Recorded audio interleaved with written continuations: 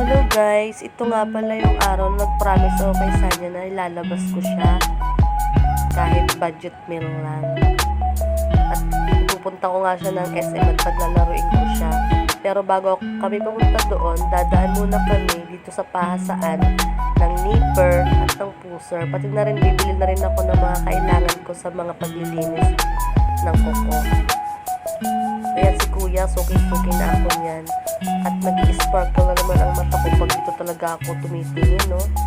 Lagi na lang ako bumibili dyan. Ngayon, 3 cutics nga lang ang binili ko kasi ang dami ko ng cutics. At yan na habang naghihintay, muni-muni muna kami. Kasi matagal din na magpahasa ng nipper at pusser, lalo na pag hindi ka maaga. Makulimlim nga palang panahon ngayon. Maulan-ulan. May toyo si kalangitan. Pagkatapos niyan, ay pumunta na nga pala kami sa SM. Ayan. Takbo, takbo, takbo. Kasi umuulan. Bilis ng bata o basta talaga pagdating sa ganyan.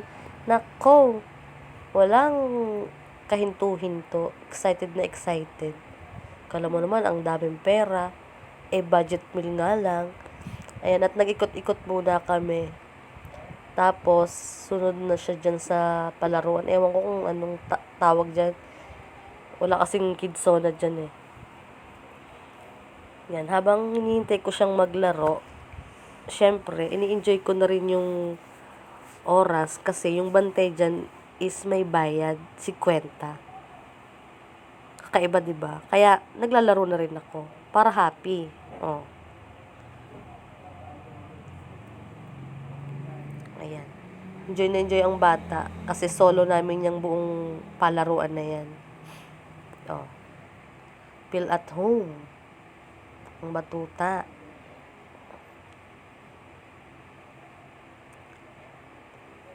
At may dumating nga palang isang family na maglalaro din. Kaya may kasama na kami dyan sa time na yan. O, diba? Harutang mag-ina. O. O. Ang saya lang maging bata.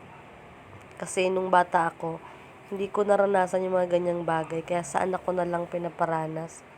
Kahit madalang kami lumabas, at least, nasusulit naman niya yung time na mga ganyan. Yan, ikot lang. Medyo kinakabahan pa siya kasi hindi siya marunong. Kaya hinay-hinay lang. Marunong ko ya. Marunong ka? Oo.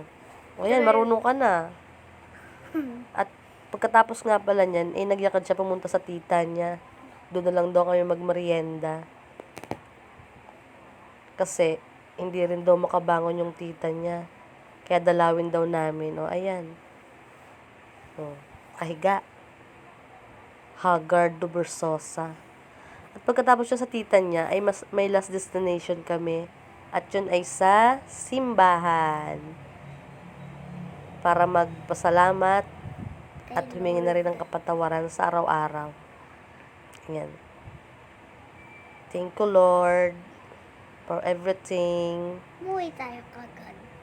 Then, pagkatapos po niyan, pauwi na rin kami. At talagang maulan na talaga. Ayan, ang bata. Pagod. Nakatulog siya dyan sa jeep. Napagod sa gala. Ayan. Pauwi na po kami niyan. Thank you. Bye-bye. Bye-bye.